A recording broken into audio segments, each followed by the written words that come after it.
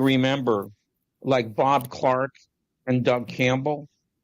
Rob Clark and Joe Bordelli. Watch the debate. I'm so tired of people saying, oh, did you watch the debate? You know what you could debate, dude? You could debate these nuts. Ha!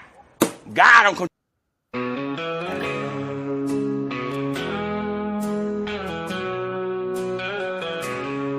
In the heart of Dallas, where legends unfold, a tale of shadows, mysteries untold, but truth is obscured in the depths of the night. The Lone Gunman Podcast sheds a flickering light.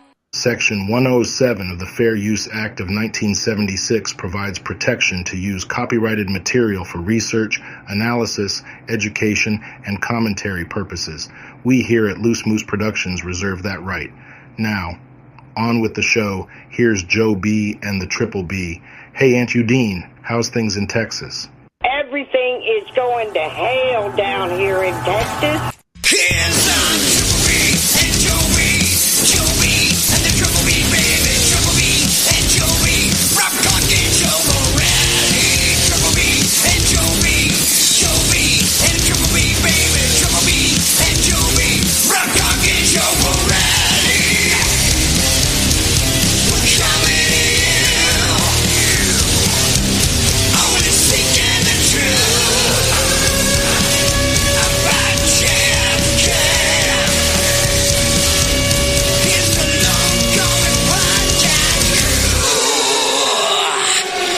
Here we go. And here we go. That's right, Joe. Here we go for another episode of the Lone Gunman Podcast. This is episode number 307. Okay, I'm just checking if I'm frozen or not. I don't know. It's debatable. We'll see how this goes. Oh, Lord. What's up, Joe? Yo, what's up? I mean, you never know what the Matrix is going to throw at us. Every show when we're like prepping for the few minutes we do before we go live, always everything's fine. And then as soon as we go live, I'm Mr. Roboto again. Yeah. Well, it's not only that. It's sometimes other things, but we make it work. We deal with it. Hello, everyone. Thank you for joining us. Happy Friday night. And happy Friday the 13th, Joe. Yes. You're up in Camp Crystal Lake country, I believe. No, not yet. Not yet? No, I know, but you're up in the Northeast. Oh, yes.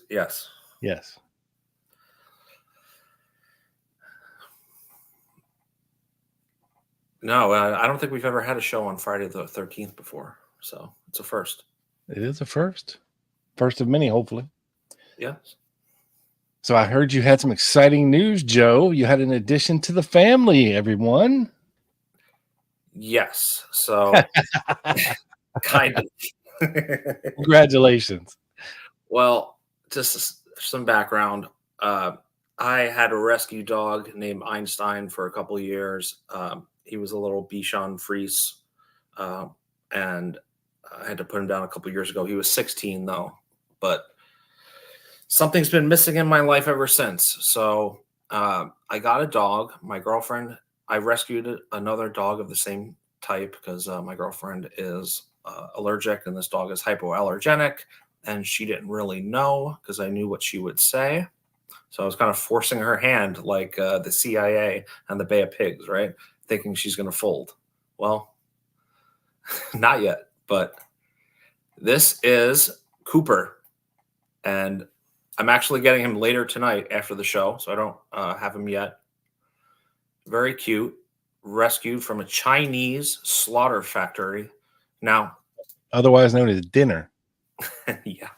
They're eating the cats. They're eating the dogs. And, I don't know. These people always have the stories, right, in the rescue places. But the name is Cooper, which is kind of funny because it's like DB Cooper, which, of course, shout out John Limback. That's not a good name for a girl. It's a girl. So I was like, we need to rename it something JFK related. My two ideas were Ruby, and Jada. Girlfriend doesn't like either of them, but I don't really care.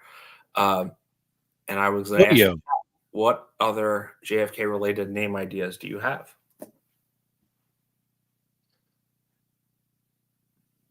What do you think about Odio? Huh. That's interesting.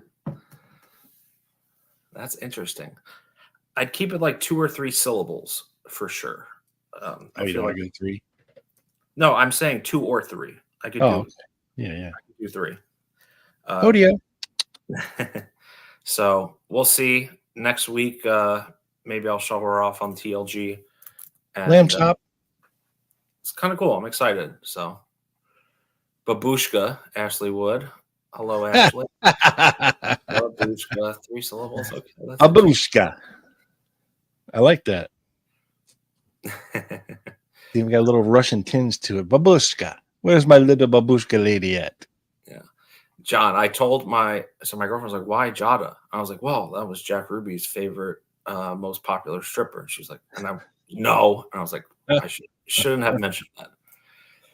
South to West, hello. My greyhound is named Cooper, named after DB Cooper. No lie. See? Respect South to West. Is it a girl or a guy? I would guess it's a boy. Yeah. But, these days, Rob, dogs can change. Don't even start. Jack, thank you. And let's say hello to Rob before we jump in. Yes. Let's peruse and say, welcome the folks in, shall we? Yes. Garden and Guns in the house. Big Claw, Nate Udine is chilling. Jack is in the house. What's up, Jack? Hey, Garden and Guns. I follow her on Twitter, and she had some epic pictures of her garden. And when she says garden and guns, like she has a pretty epic garden. All these exotic kind of plants and flowers. Really cool. So, shout out to you. T. Simmons says his dog's name is Lee Harvey Oswald. That's cool. If it was a guy, I was going to name it Oswald for sure. Paula's in the house. Big Mike, Lake what's Painter. up? That's a new one. There's a new one. Welcome in, sir, or madam. Welcome. John is in the house. What's up, John? Ashley, Slacker Dan. Oh, see no evil. Southwest. Let's go, Trey. Big Frozen Bob. Tiny Dancer, of course. What's up, Tiny? I agree, Garden and Guns. Hey, Lee is in the house. What's up, Lee?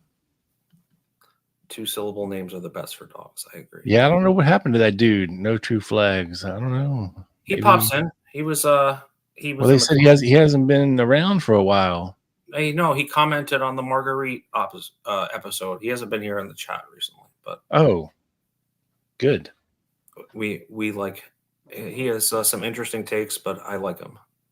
And Robbie, what's up? I was better at growing ganja than cucumbers. And speaking of out of the blank, Rob. Hello, Betty. Today we were mentioned on Out of the Blank on a show that dropped with Gary Severson, friend of the show. Oh, yeah? And Paul Blow. And, of course... I know Paul didn't mention our names. It must have been Gary. It was Gary. It was related to the Martin film. And... Good. I'm glad to see that the fire we lit under him is still smoldering. Who? Oh, yes. Yeah. I'll send you the link later. It was funny. But you act like I don't listen to Robbie's show. I just haven't listened to that episode yet. Right. It just dropped a few hours ago or earlier. I'm like a month behind all of my podcast listening, Joe. I will get there eventually, but I listen to so many podcasts. I am like a month behind. I hear you. There's a lot out there, and that's why we appreciate everyone who listens. I just listened to Gary Hill's show. That was on Robbie's show. Oh yeah, okay, yeah. That you are behind. Yeah, I'm a little behind. Before that, it was Larry Hancock. So I'm definitely behind just a wee bit. But you're going in order. I respect that too. So yeah, dude. I don't jump the line. Robbie said Eugenio isn't a fan of mine. That's funny. Yeah, join the club, Robbie. Join the cool kids club. Bobby. He calls me Bob Clark. He'll call you Bobby instead of Robbie. Mm-hmm. And Trey says, Little Lynn, you know what? I actually brought that up too. And she's like, why that? And same response as Jada. Or just Marina. I thought of that too. Ruthie. Ruthie could be interesting. We're going to get into a couple of Ruths today, Rob. Not only Ruth Payne, another Ruth that a lot of people might not know about. We are going to get there. We are. Definitely. So, Will's in the house. Sheba, JFK primary sources. That is actually Will. That's a good one too. That's what's up, Will? Jack Ruby's dog's name. Judith. There's comment of the night from Trey. I gotta put that up. I don't want to name my new JVB. dog. I have to think of Here's her. your 3 syllables. Every time I call the name, I don't want to have to think of that woman. But what's up, all Paul? right. Paul just sauntered in here. Howdy. All right, so I think do you have something on Mr. Mark Lane, sir? Yeah, we're gonna kick it off with a little FBI surveillance that I came across of a Mark Lane talk given in Albany, New York on February the 12th, 1968. Okay. Excuse me. I guess he was, going around giving one of his, it was a conspiracy. The CIA was behind it talks at a local college there. But they were keeping tabs. And it's not really a report per se. It's basically like bullet points type of thing. So the first thing on here is it says an article appearing in the February 9th, 1968 issue of the Utica Daily Press. Utica is in New York, right, Joe? Yeah. Yes, it's upstate New York. Pretty like close to Albany there. Yeah, daily newspaper. Page 17 entitled Lane Says CIA Had a Part in Plotting JFK's Death reads as follows. And then there is another blurb. It says Hamilton, facts in a pending New Orleans trial. I guess they're talking about the Clay Shaw trial. Will, quote, startle and shock Americans over FBI, CIA, and other government collusion in President Kennedy's assassination. Controversial Warren Report critic Mark Lane said last night. Speaking to more than 425 in the Colgate University Chapel, Lane lashed at cover-ups and lies, calling them hallmarks of a total state. He was interrupted repeatedly by prolonged applause and encouraging laughter. Oh, wrong button. There we go. He said the facts would come out in the conspiracy trial, likely before April, of Clay Belshaw. I did not misread that. Clay Belshaw, a prominent New Orleans executive.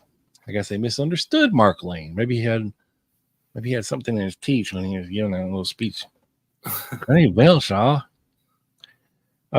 Lane praised efforts of New Orleans DA Jim Garrison. Lane, a former New York City assemblyman, is now on Garrison's staff as a special counsel investigator, he said. He wound up a lecture tour with his Colgate address and was to head back to the southern city, back to New Orleans. I predict Americans will be startled and shocked to learn the CIA participated in planning the assassination of the president and that the FBI knew about it 5 days in advance and no one told the president, he said. Now, of course, he's referring to the November 17th teletype that went out from what was it, William Walters in the New Orleans office of the FBI. He pictured Lee Harvey Oswald, whom the Warren Commission called the only assassin, as an FBI pawn who informed that agency about the plot in November, 5 days before it happened. So Lane's here saying that Lee Harvey Oswald himself told the FBI 5 days before the assassination, about the impending assassination. Lane said the FBI sent telegrams to its southern offices on the night of November 17th. Here we go. Saying that an attempt would be made on Kennedy's life in Dallas, Texas, where in fact Kennedy was killed on November 22nd. Yet President Kennedy, he said, was told in October that the same group was planning to assassinate him in Chicago, and he canceled the trip. The death motive, he said, could be traced to Kennedy's withdrawals of 1,500 men from Vietnam 2 months before his death, and another 1,500 men shortly before he was killed. That left a total of 15,500. It is now over 500,000 men. So what's interesting to me, Joe, is that before all the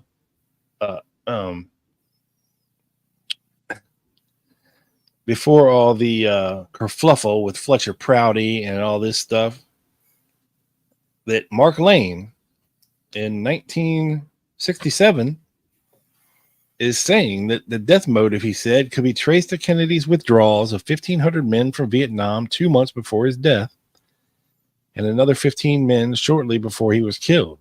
You know, the NSAM 263 and 273 thing. I think he's talking about advisors, because that was... Well, yeah. He said he didn't know why the Kennedy family had remained silent. He said the voters should ask this of New York Senator Robert F. Kennedy, the late president's brother. So, yeah, Lane's saying that RFK should come out and demand more answers, and instead of just staying silent.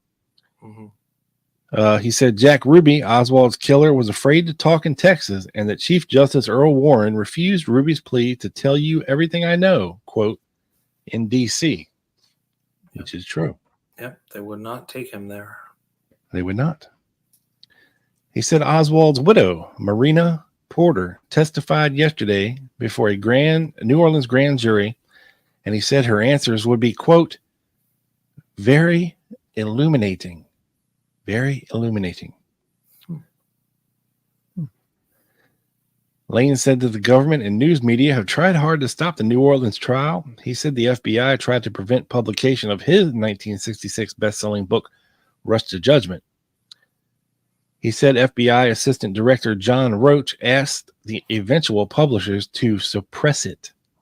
So now he's blaming the FBI for trying to suppress his book, Rush to Judgment, or the publishing of it. Lane refuses to say if communists were behind the assassination. Somewhat cryptically, he said, quote, philosophically, the shots came from the right, not the left. Get it? Get it? Yeah, it took me a second. I know. Wake up, Joe. Nearing 41 and coughing from a cold, Lane dwelt at length with assassination details in his hour and 20-minute talk and during the 20-minute question period. He stated that 5 shots were fired, 2 from in front of the president's car and 2 from behind, and another that missed but ricocheted into a spectator's face. Lane said a photo showed Oswald standing in the doorway of the Texas School Book Depository building as Kennedy's car passed, and not on the 6th floor from where the fatal shots were allegedly fired. He said the Warren group cut out this evidence. Now, we obviously know that that's not correct these days.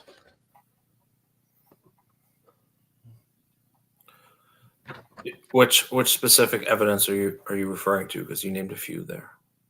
The last one about him being in the doorway of the school book depository. Mm-hmm. Yeah, he was not doorway man. That was Billy Lovelady. Oh, that's what he's referring to. Okay, because I was thinking he's kind of early for the prayer man theory, but yeah, he was talking about Lovelady. Good. Yeah. Clear that up for the audience. Lane ridiculed Warren Commission members, the government, and news media. He scorned former Utican Walter Sheridan, NBC investigator for a recent TV show about the Garrison Belshaw case, for false statements out of context and bits and pieces. NBC is much aware that it has much to hide. And then it has stamped on here, this blah, blah, blah, recommendations nor conclusions of the FBI. It is the property of the FBI and to be loaned to your agency. It and its contents are not to be distributed outside your agency. So I'm guessing this is an FBI report that was given to the CIA as well, which is interesting. They were watching, sending people to go listen to Mark Lane, his lectures, and then report back to the FBI and the CIA about what he was saying. I got Robbie sidetracked me with that Great Dane comment. I like that. That was epic. I got a great name, Mark Dane. Yeah, there's a few great comments I want to highlight after you're done. Wow. And then I got one other thing for him. I'm going to turn it over to you, Joe. All right. I came across something that I did not know, and I found it interesting.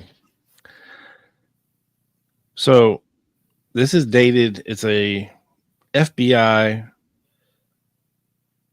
report for the director of the FBI from Hoover to the FBI lab.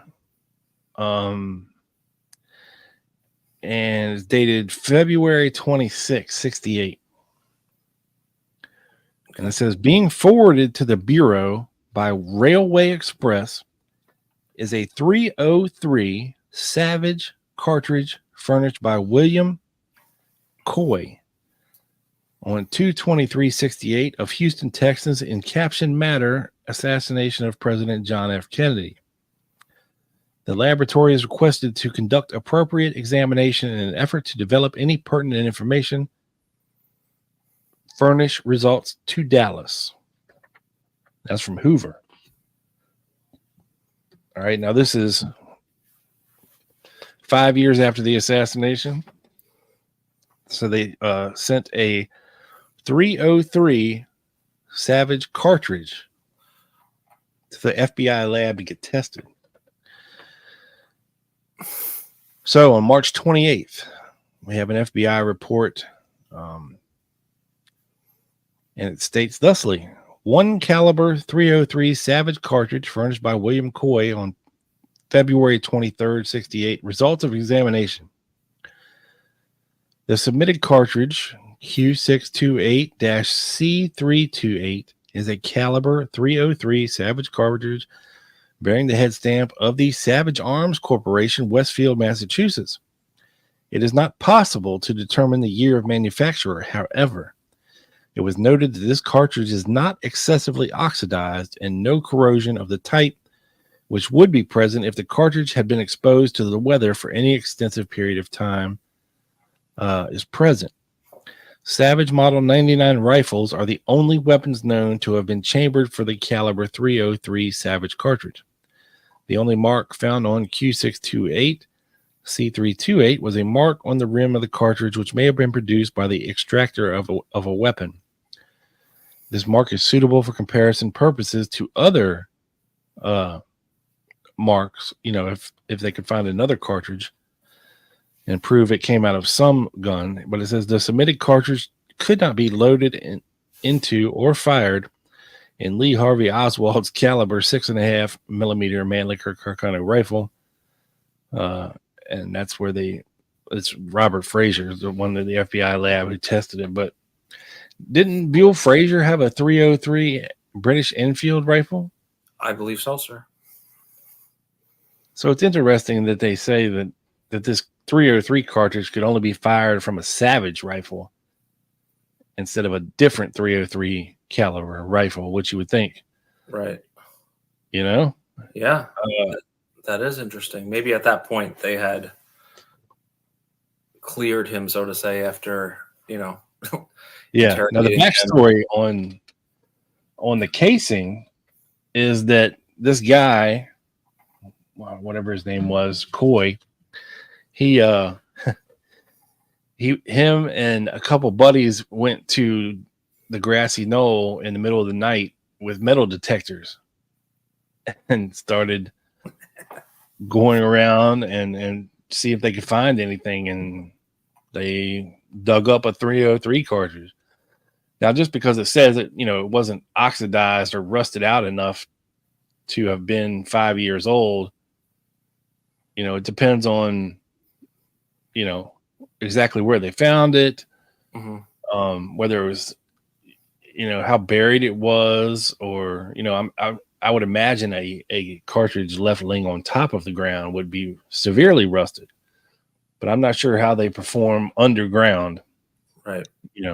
as far as oxidation goes, with that. But yeah, I think it's funny that the FBI just says, oh yeah, Lee Harvey Oswald cannot have possibly shot this shell from the grassy knoll from his Mannlicher Carcano. Like, duh. Like, really? Yeah. And Rob, Garden and Guns, our local gun expert here, says that is not the same as 303 British. I don't know if you're talking about the shell or the Savage to the British. I'm just saying, if you can you shoot 303 ammo out of a Enfield and a Savage? That's my question. Okay, Garden and Guns, get back to us shortly on that. But Rob, we have a few people to thank really quickly. John, did we already thank him? Loose Moose Crew. I don't think so. Thank you, John, as always. Yes, thank you, John. Jack, of course. Perpetual Concepts coming through for my green fees. Thank you. He's referring to golf. Golf is expensive up here. Yeah, it'll definitely go to the green fees for sure. No, probably go to Lancer. But Paula Jane, of course, thank you. We'll probably go for dog food. Yeah, probably these days. Or a motel for Joe to stay at. Yeah, I had a couple comments I highlighted while you were talking. Glenn Rocks. Hey, Rob, long time since Dealey Plaza 2019. So I wanted to say. What's up, Glenn? I met Glenn when I went to Dallas. Nice. Very cool dude from across the pond. Yeah. Timothy Ryan, I don't think we said hi to you. What's up? I don't know if we said hi to Lee. We probably did. If not, I didn't. Hi, Lee. Tiny Dancer, and she's referring. Gary said he found the home believed to belong to J.T. Martin, who took the film, hadn't gone to the door to ask yet. Yes, he had mentioned that during Out of the Blank. Tiny Dancer, all I'm going to say is Rob and I are on it. And yeah. Let's just say somebody gave him that address many, many months ago. Yeah. And we're just Rob, waiting for him to go knock on the goddamn door. That's all. He said he didn't want to stalk him today. So we're going to have to. Yeah. But Lee, and I'm actually really embarrassed I didn't think of this. You should have gotten a male dog and called him Martin. Martin's 2 syllables, and it didn't even enter my mind.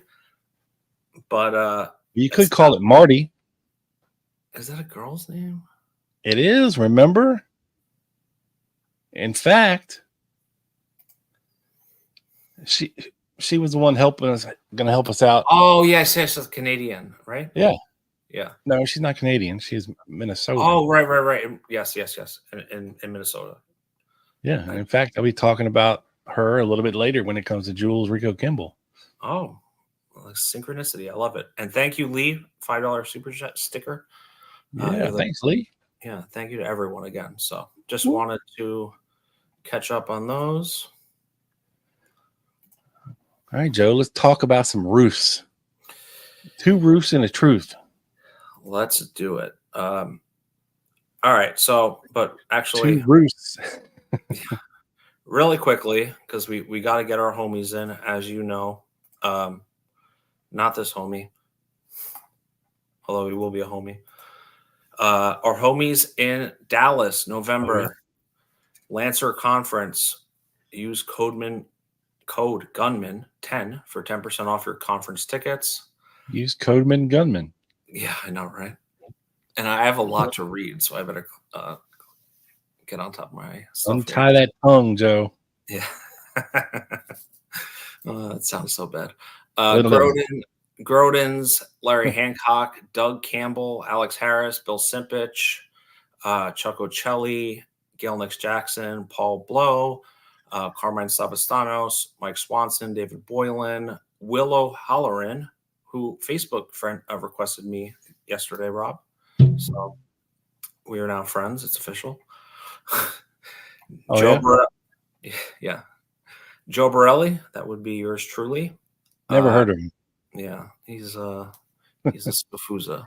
Anybody with a name like that's got to be. Yeah. Jeffrey Meek, Fred Litwin, Matt. I always say this wrong. DeWitt? Doubt it. And like I doubt it.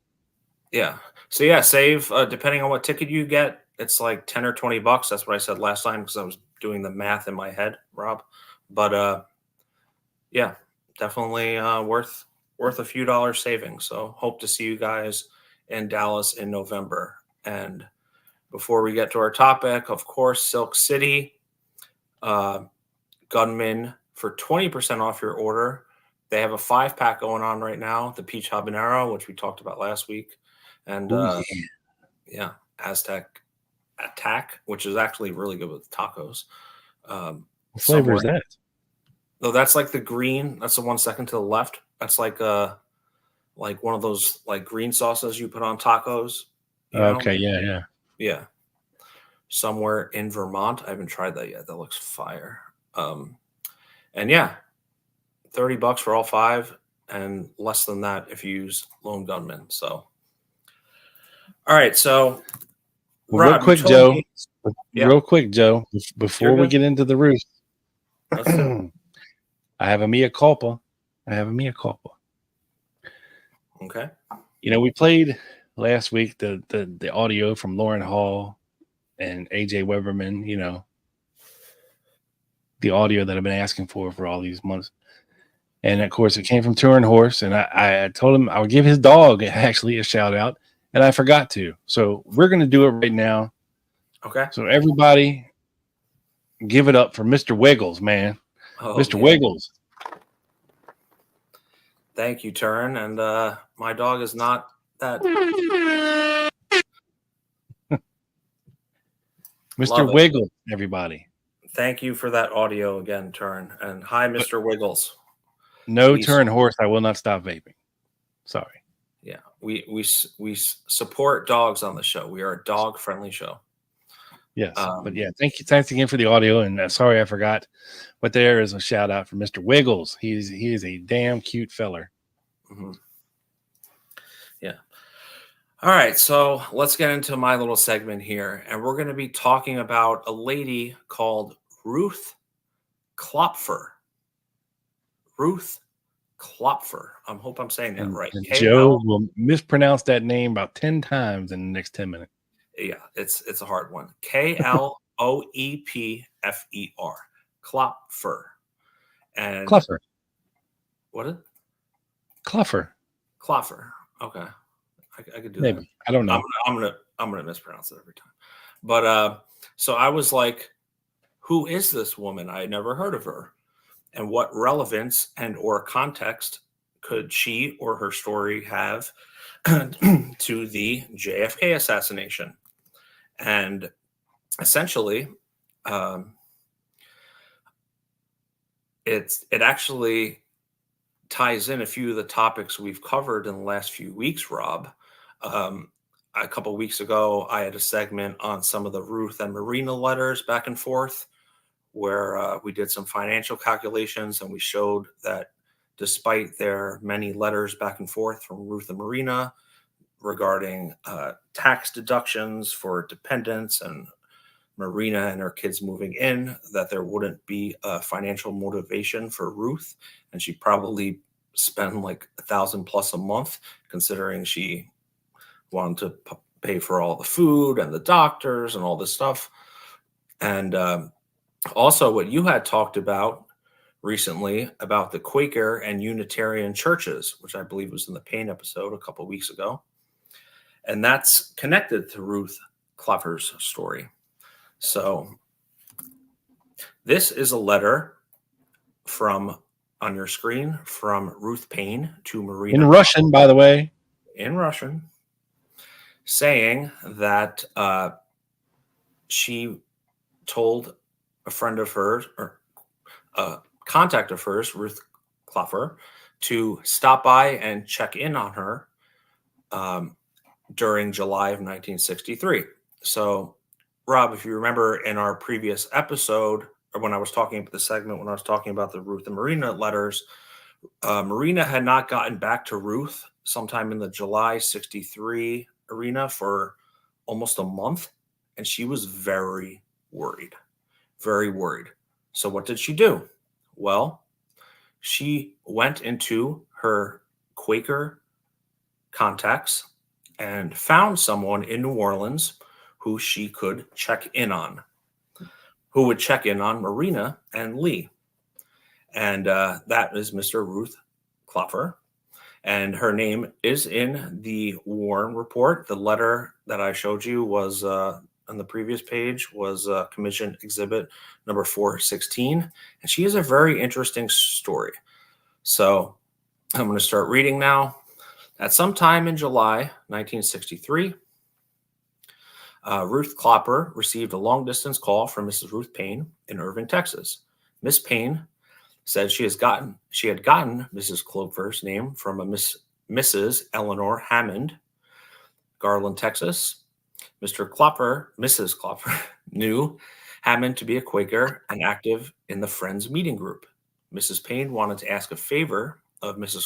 Kloepfer, going on to say that she would like her to visit a Mrs. Lee Oswald, Marina, at Magazine Street in New Orleans. Mrs. Payne identified Mrs. Oswald as a friend who was having domestic trouble and feared her husband might send her back to Russia. That's interesting. Very. Mrs. Payne wanted Mrs. Kloepfer to find someone who could speak Russian in case Mrs. Oswald, who was about to have a baby, needed help. She agreed to do this, but not as soon as Ruth had anticipated. So about 2 or 3 days, and by the way, this is an FBI report from Thanksgiving Day, November 27th, 1963. You had 2 FBI agents go to Miss Ruth Kloepfer's house in New Orleans, and on Thanksgiving Day, so they weren't eating turkey. They didn't have the day off to interview her, which is interesting, right? So about 2 or 3 days later, after Ruth Payne called her for the first time, she called her a second time. She told Mrs. Payne she had not been able to see Marina yet. Ms. Payne stated that was fine because in the meantime, she had received a letter from Marina who informed that Lee had returned, saying that they were not separating and that Lee was not sending her back to Russia. She promised Ruth Payne she would visit Marina any day to see if she could help. She then received a letter from Mrs. Payne, which was dated July 18th, 1963, and with which was included a copy of a letter Mrs. Payne had written to Mrs. Paul Blanchard. Mrs. Kloepfer furnished these 2 letters, and they read as follows. I know that name, man. So this is a letter. So Marina's called this Ruth Kloepfer once, asked her to stop in and check on Marina. She had not heard from her. And then 2 or 3 days, calls her back, and Ruth Kloepfer would be like, no, I haven't gotten a chance to go over there yet. So what does Ruth do? Well, she writes a letter to Mrs. Kloepfer, and then we'll see, writes a letter to someone else. So she's making a lot of effort here to get back in touch with Marina. And the question is, why? Ruth, The enclosed speaks for itself. I don't know, of course, whether Miss Blanchard is on vacation or will get this letter promptly. I have only her home address, which might go to her directly on Saturday, but on Monday she would be at the Unitarian Church, I judge, and not see her home mail until evening. So this is urgent, according to Ruth. As you see, I feel finding a Russian speaker is very important, not only to get the present news. I'm going to read that again. Not only to get the present news, but to act as a contact for Marina should she need emergency help. I doubt 1 year of college Russian would be sufficient, although your daughter would probably find contact with Marina rewarding. However, what they could say to each other would be limited. So she is referring to Miss Ruth Kloepfer's two daughters, one of whom was going to college in Moscow. So that's very interesting. We'll get into that. So before she hears back from Mrs. Kloepfer, Ruth Payne is kind of bugging out here. So she reaches out to someone at the Unitarian Church. Dear Mrs. Blanchard, this is Ruth Payne. Mr. Philip Harper, the secretary at the Dallas Unitarian Church, suggested I write to you when I told her of the following problem. I have a girlfriend in New Orleans who I have not heard from for over a month. She is from the Soviet Union, and she came to this country over a year ago with her husband, an American whom she also met and married there. Marina's contact with speakers of English has been small, and she still speaks and understands very little English. Her last letter stated that she thought she might have to go back to the Soviet Union, something she would prefer not to do. But Marina and her husband have not been getting along, and he has said that he would like her to go back to Russia. They have a baby girl, 1.5 years old, and they're expecting a second child in October. Frankly, this is Ruth as well. Frankly, I'm worried. I have no way of calling them and getting current information directly. I would like to ask you to seek a Russian-speaking person there who would be able to go and visit with Marina, thereby making contact for her and someone of the New Orleans Russians community. So this is the letter to Mrs. Blanchard still. Then she mentions Ruth Kloepfer in the letter. I telephoned Ruth Kloepfer, New Orleans. She is the clerk of the New Orleans Friend Meeting, Quakers. I asked her to go look for someone who could speak Russian. She could not think of anyone who could speak the language, but said she would go. Very interesting here, because Ruth is making a huge effort by not only reaching out to her Quaker church for a contact to reach out to someone in New Orleans, but then when that girl's kind of not that reliable, that she's now going to the Unitarian Church, which we had talked about before, she had connections with, to write Mrs. Blanchard. So all this is in the Warren Commission of Warren DeBreeze's report on December 1963. So why is she making this much effort, Rob? Probably because she's supposed to be watching her, and she can't do that from Texas when she's in New Orleans. That'd be my guess. I'm right there with you, sir. It's funny that she has like this built-in Quaker network, of these do-gooders that will do anything asked of them. And I believe, didn't you state that Ruth had two daughters and one was studying Russian in Russia or going to Russia or something like that?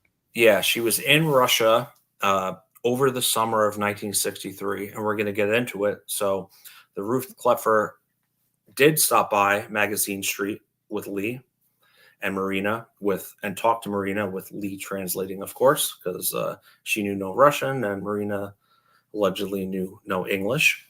And then in September, we're going to get her, and she brings her two daughters, and we're actually going to hear an email written in the 90s to a researcher from her daughter. about the visit to the Oswalds in Magazine Street. It was the day before Ruth and Marina left for back to Dallas. I believe it was September 24th. And the girls, Ruth Kloepfer and her two daughters, came over on the 23rd. So Sweet. I didn't know of this person who had visited Marina for two separate occasions. And let's see. So we're now continuing on the FBI report of debris, December 2nd, 63. One evening, probably during the latter July or 63, Kloepfer went to visit Miss Oswald at Magazine Street. Lee met her at the door, was not receptive to her visit until she stated Mrs. Payne had requested she drop by to see Marina. During this brief visit, Lee Oswald translated her conversation with Marina. She asked Oswald if he was working. He said he was not, but was looking for work. She asked him what kind of work he did, and he replied that he was a mechanic and also had done some dark room and photographic work. She asked Oswald if he or Marina had relatives in New Orleans who could assist, and Lee identified his aunt, Mrs. Moret, and gave her the telephone number. And this lady was also in Oswald's address book as well, which is kind of how they got to her, Miss Ruth Kloepfer. And so Miss Kloepfer stated she made no attempt to locate any Russian-speaking person to visit Marina Oswald and had no further contact. On Friday, September 20th, she received a phone call from Mrs. Payne, Ruth, who stated she was in New Orleans and visiting in the Oswald residence. Miss Kloepfer told Mrs. Payne she would visit with them the following Sunday, September 22nd. On Sunday afternoon, about 2 p.m., she and her two daughters, Carol and Ruth Ann, Ruth naming their daughter Ruth Ann. It's confusing. Ruth Jr. Like Delphine Jr. Both of whom speak Russian, called upon Lee and Marina and Miss Payne at Magazine Street. So that must be an interesting meeting there. You have Lee, you have Marina, you have Ruth Payne, you have June, and then you have Miss Kloepfer coming by with her two kind of college-aged daughters. And we'll see, maybe Oswald was intrigued by one of them. We'll see. So Oswald indicated he was staying in New Orleans for a couple of days, after which he was going north or to Philadelphia or to, quote, somewhere in the east. There's a big feint there, right? I'm going south, bitches. Yeah. Mexico. Yeah. They asked him why he was making this trip, and he was very evasive and indefinite about where he was going or why, but said something to the effect, it's business. Which I respect. This is actually the actual FBI document from November 27th, 63, of the two agents that were visiting Mrs. Kloepfer, and it just corroborates that the daughters had visited in late September as Marina was about to leave. And of course, Garrison was on it too, sir. Sweet. On February 10th, 67, Andrew Sciambra and Jim Alcock spoke to Mrs. Ruth Kloepfer and essentially says the same thing that I've gone over the whole time. Admitted to being at Patsy's house. Yeah. So I was like, why did they just call Oswald the Patsy to like fake people that might have been leaking? It's a lot to type out Lee Harvey Oswald every time you talk about him. So yeah. And so I'm going to read now from a journal on the Mary Farrell Foundation called The Fourth Decade, Volume 3, Issue 5. And this includes an interview with Ruth Ann, which was the daughter of Ruth. And she describes her experience with going to the Oswald's apartment on Magazine Street. For the record, Ruth Payne was a Quaker in Dallas who taught Russian in local high school. Because she could read and write Russian, she befriended Marina. Marina spoke very little English and felt isolated when they were living in New Orleans.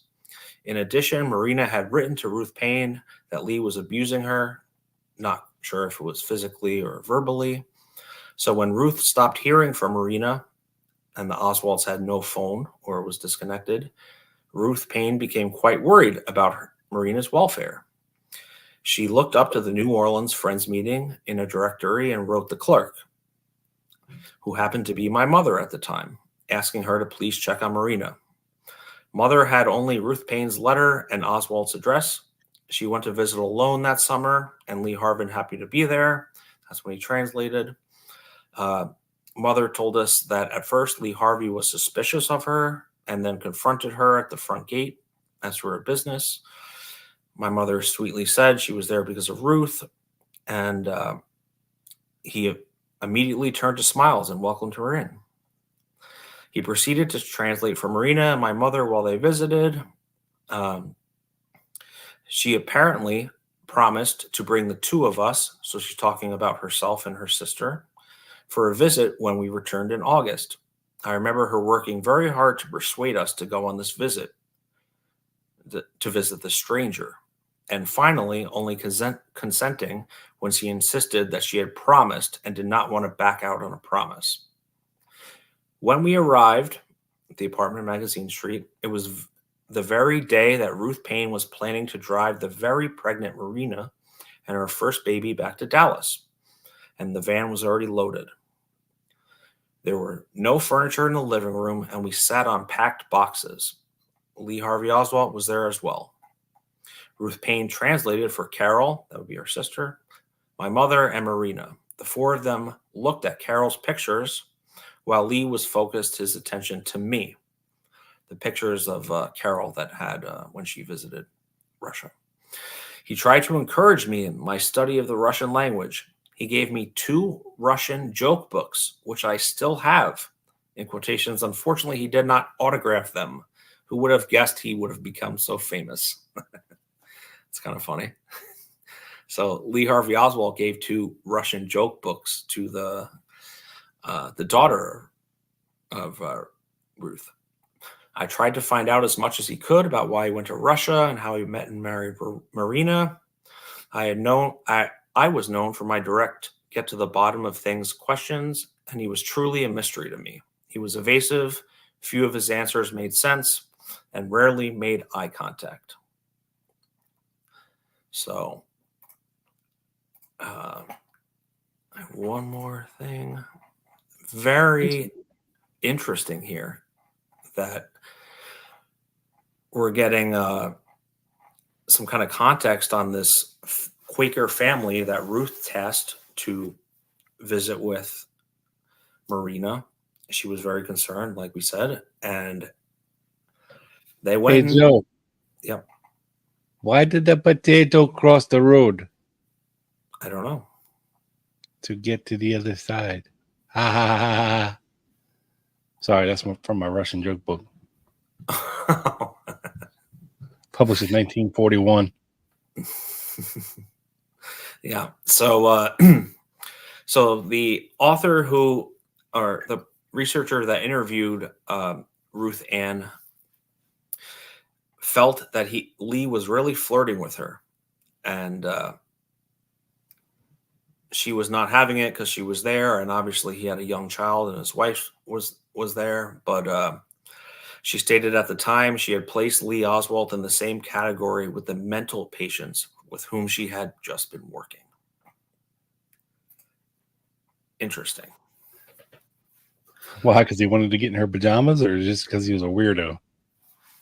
I don't know. But it seems to me that, yeah, Ruth was acting in more of an urgent way to get back in touch with Marina more than out of just concern.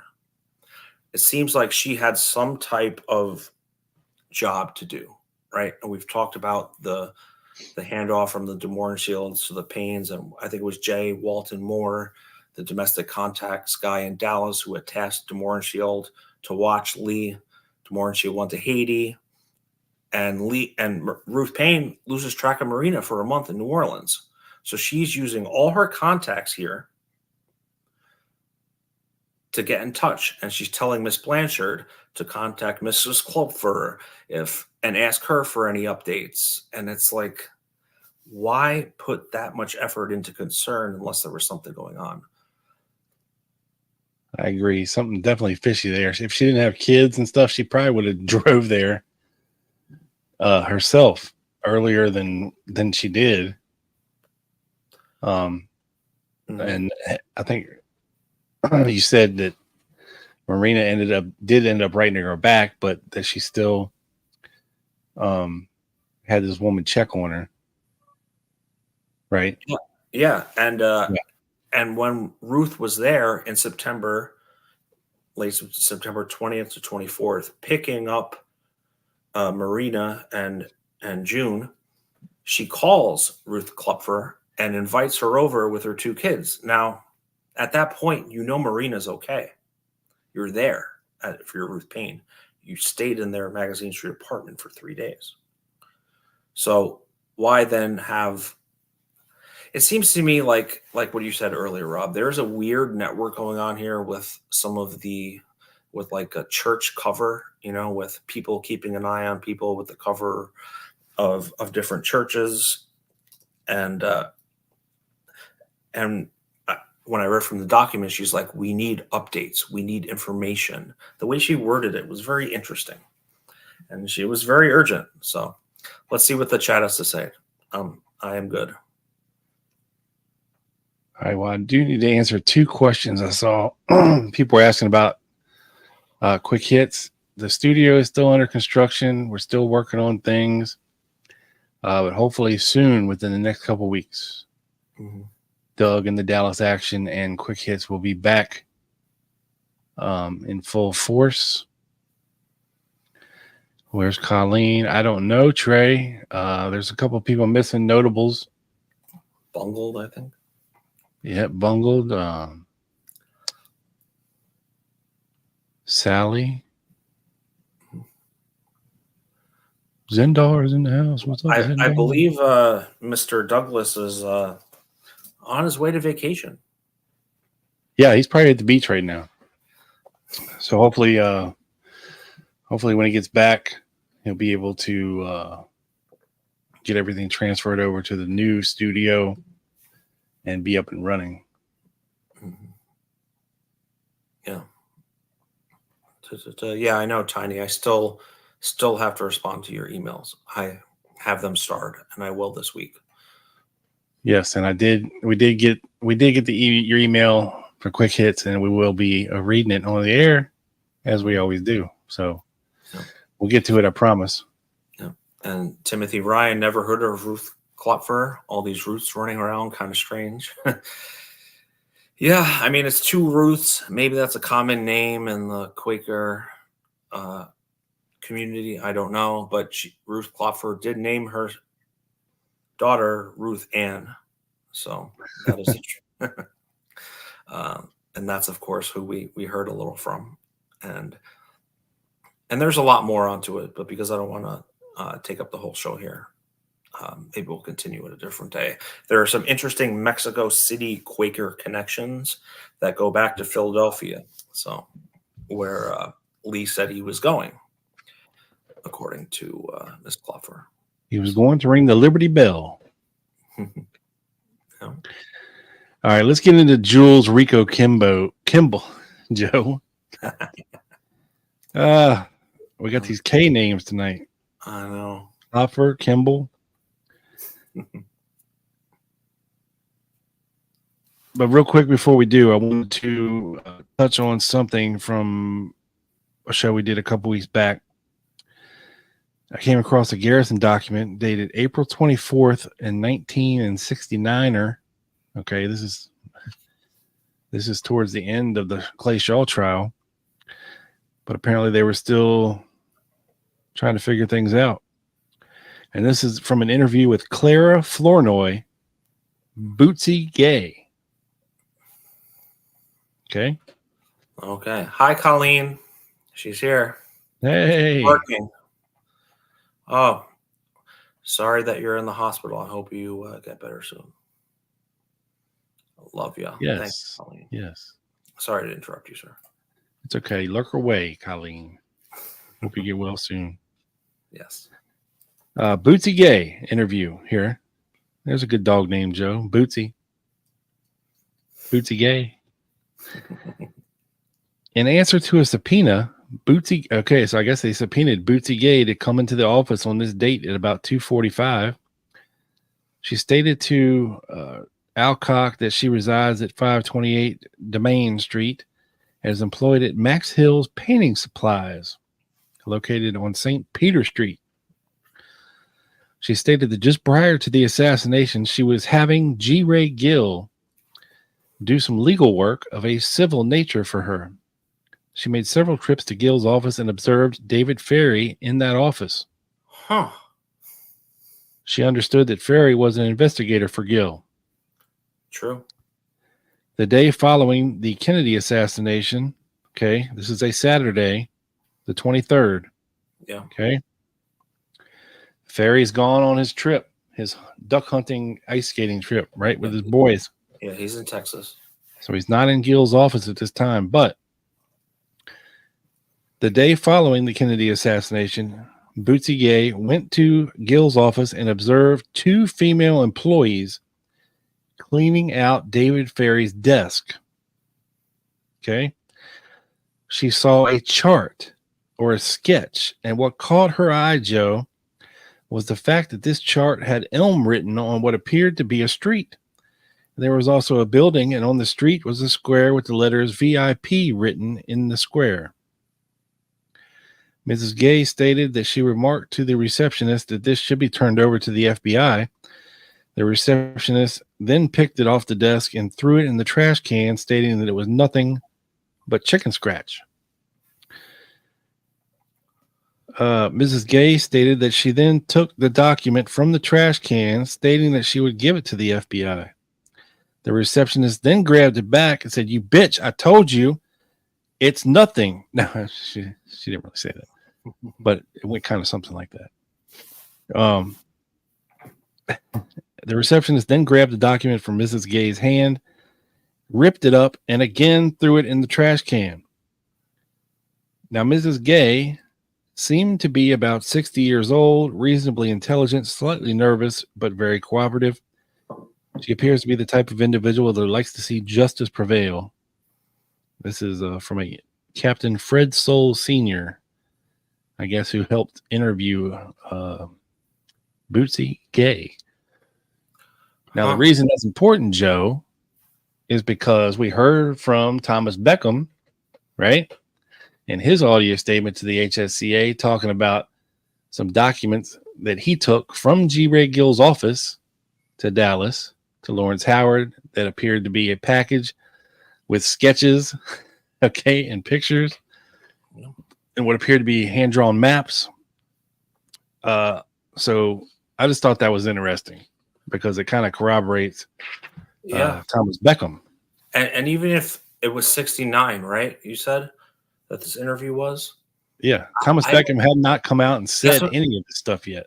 Took the words right out of my mouth. Yeah, exactly. Right. So that is corroboration. That is very interesting. And I think we covered a little bit about this when we did our G. Ray Gill segment probably a few months ago, but very, very interesting. And if I had one more thing before we get to Jules Kimble here, I don't know why. I print stuff off all the time, and I'm just like, ooh, that's a good tidbit. Yeah, I respect your school printing out of things. Yes. Don't ask me for links, folks, because like I say in the episodes past, I print stuff out, and when I'm done with the episode, it goes right in the trash can. Ask me where I got it. I don't know. Yeah. Okay. You have a trash can in your backyard. You just burn all the docs you print out. Yes. Burn barrel. Yes. This is a memorandum for a lead file in the Garrison office regarding notes made by David Ferrie. At the bottom of Ferrie's article on cancer, I guess they retrieved documents from his apartment or some files after his death. But at the bottom of Ferrie's article on cancer, there's a portion of notes made by him, but on another sheet of paper. This was apparently picked up on the photostat machine when they made copies of his cancer article and obviously was not intended to be preserved. It appears that a letter or memo which he had made concerning his private activities was accidentally stuck in the photostat machine, leaving us the bottom portion of his memorandum. The portion which was reproduced reads as follows. Quote, ...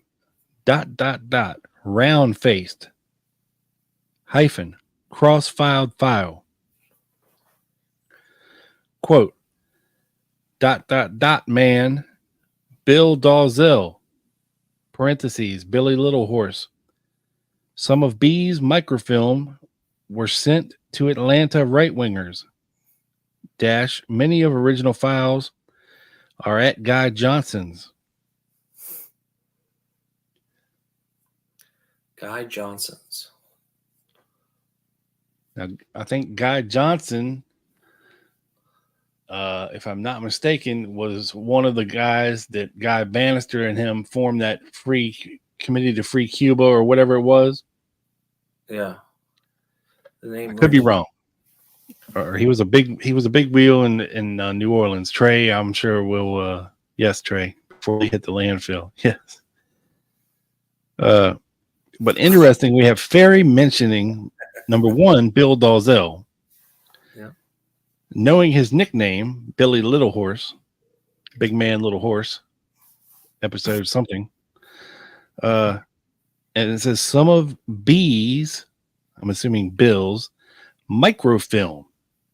Now, it's alleged that Bill Dalzell is a CIA asset infiltrating these left-wing anti-Castro organizations. Some of B's microfilm was sent to Atlanta right-wingers. Many of original files are at Guy Johnson's. So these guys had some kind of a network set up down there, man. When it comes to Ferrie and Dalzell and Martin, I mean, all these people are all tied together in all this.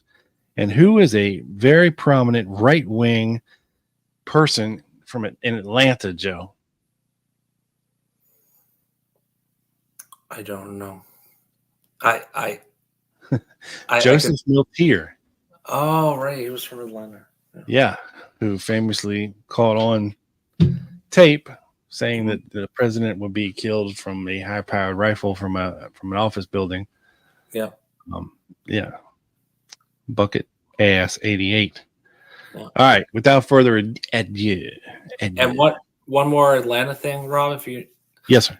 I remember when we were looking through the gay 90s and James Herbert Martin was talking about that. He mentioned an executive from Atlanta came to visit him one night. And 100% I remember these things. And Atlanta stuck out to me because I was like, who from Atlanta? And I think it was, I don't know if he said Clay Martin or it was something regarding that. But he had someone he said was from Atlanta. He didn't know his name. Come and visit. Very Friends of Democratic Cuba. There we go. Will, Friends of Democratic Cuba is what it was.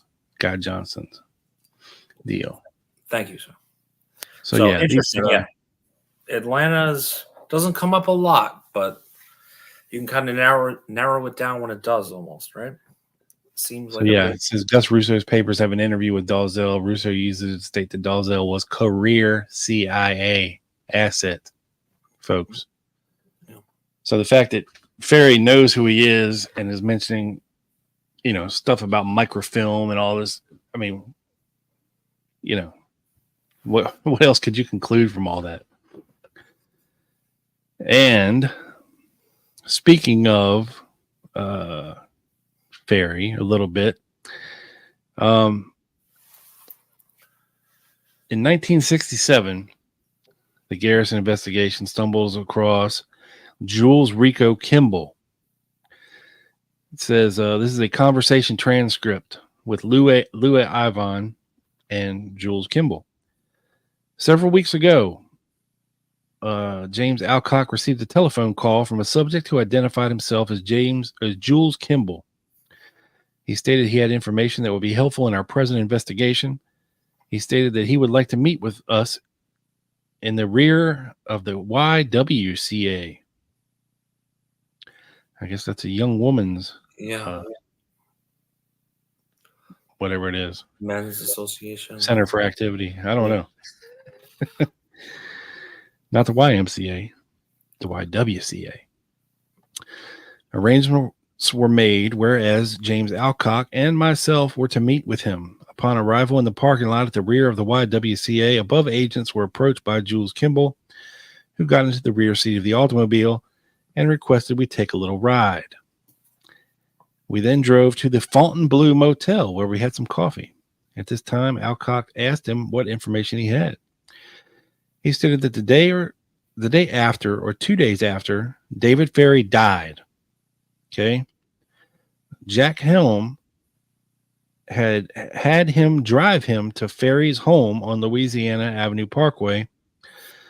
Upon arrival at Ferrie's home, Helm got out of his automobile and went to the rear of the house, and within a few minutes came out carrying a large package like a briefcase. He stated that Helm didn't have enough time to go into the house, but he believed that Helm either went to the rear steps or in the garage behind. He stated that Helm placed whatever he had gotten from Ferrie's home in a safe deposit box, location unknown, but he would attempt to get the location and would photostat a copy and turn it over to us. He stated that he had knowledge of a flight that David Ferrie took to Canada. He thought it was involving some Minutemen operation. Kimble further stated that he knew Guy Bannister and that Bannister belonged to the Minutemen organization. He stated that they had in operation a camp in St. Bernard Parish headed by a man named Fred Lewich and his son, Lewick. He would not tell us the location, but offered to take us to the site blindfolded. He stated they train on the weekends and have a cache of weapons used by both the Klan and the Minutemen organization. So this is not a anti-Cuban exile training camp. This is the white boys. This is the Ku Klux Klan and the Minutemen. Okay. They are training for a race war. While driving him back to his automobile, he started talking about the recent bombing in Baton Rouge of Victor Bussey's house and of a colored school teacher. He stated that these two bombings happened in the same night, and where the planes were drawn up were in his house. He stated Jack Helm attended with several other Klansmen. So he's basically saying Jack Helm was behind these bombings and was high up in the KKK. Albert Collier, who was the cab driver in the city, who always carries a gun with him, volunteered along with Clarence House, who was employed somewhere in St. Bernard Parish Coca-Cola Company. He stated he didn't know who the third man was at this time, but it overheard him tell the others about meeting someone in Baton Rouge. So those are the other guys involved in this bombing. So a couple weeks later, on October 10th, 1967, they had a sit down with Jules Ricco Kimble, a white male at the time, 24 years old. And they had him give them an official statement and sign it. So this is his official statement. Alcock, the Garrison team. Yep. It says, I met David Ferrie in early 1960 in a bar room named the Golden Lantern in the French Quarter. I would see Dave from time to time in the same bar, and I flew with him in his airplane on several occasions. One night while drinking in the Golden Lantern, Dave introduced me to Clay Shaw. I was with Clay Shaw and Dave for several hours that night, which was in late 60 or 61. From that time on, I used to see Clay Shaw on different occasions, drinking and so forth. One day in late 61 or early 63, I received a phone call from Dave, and he asked me if I would like to take an overnight plane trip with him. I said, all right, let's go. And then met Ferrie at the airport, at which time I found out that Clay Shaw was coming with us, Joe. At this time, I also found that we were going to have a lot of time in the back of that airplane together. At this time, I found out. Wait, did you add that? Yes. Okay. At this time, I also found out that we were going to Canada to pick someone up. That is a long flight in the back seat of Clay Shaw. Yeah, I think you have to probably make a refueling stop or two or more, right? At New Orleans to Canada? I don't know. No other explanation was given. While on the trip, Clay Shaw sat in the back of the airplane reading books and slept. Shaw also had a brown briefcase with him. On the flight, we stopped at different places to gas up. There's the answer to your question. And stretch our legs. We stopped in Nashville, Joe. Shout out Nashville, Doug. Yeah. We stopped in Louisville, Kentucky. And we stopped in Toronto, Canada. Our final stop was Montreal. Ferrie and myself stayed in a hotel that night. I believe it might have been the Hilton. The hotel was located in Montreal. Yeah. Sorry, it's hard to read. Clay Shaw disappeared after we landed, and I did not see him until the next morning. He was with another guy. This guy was kind of heavy set, dark complexion, balding in the front, in his early 30s or middle 30s. And it was appeared to be a Cuban. And this guy rode in the plane with them back to New Orleans. But I didn't catch his name, Joe. Didn't catch it. Of course not. Of course not. About a month or two later, I got another phone call from Ferrie asking me if I wanted to make the return trip with him to Canada, but I told him no.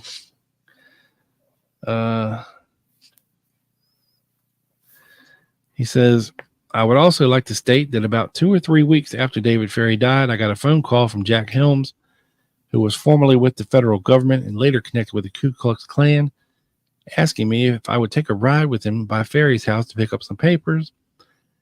We drove to Ferrie's house and parked a little way down the block. Jack got out, went with a flashlight. I guess it was at night. He disappeared around the back of the house or into the backyard. A short while later, he came back with a black briefcase and got into the automobile, at which time we drove off. Later, I believe that the contents of the briefcase were put into a safety deposit box at the Bank of Louisiana. Later, I believe that these papers were removed from the Bank of Louisiana and put into a big black box in St. Bernard Parish, which belonged to the Klan. The fellow who kept this box is called Otto Skorzeny. No, not too many people named Otto, shit. Let's see. I did manage to get some papers from this black box, but they pertain to the Klan. And I turned these papers over to Clement Hood, an FBI agent I was working for at the time. I also had contact with CIA agents, their names being Steinmeier, who was being transferred to Texas, a Nat Brown, who is still in New Orleans, and another guy by the name of Red, last name unknown. I used to have meetings with the agents in different motel rooms where I would give them reports, pictures, recordings, etc., and also would receive my paycheck or cash, which I would sign a voucher for and would also receive further instructions. Sometimes they were mailed different things to me at my post office box number, which is 701-30252 Lafayette Street Branch. So this guy is basically saying that he worked for the FBI and the CIA, giving them information in return for money. Money.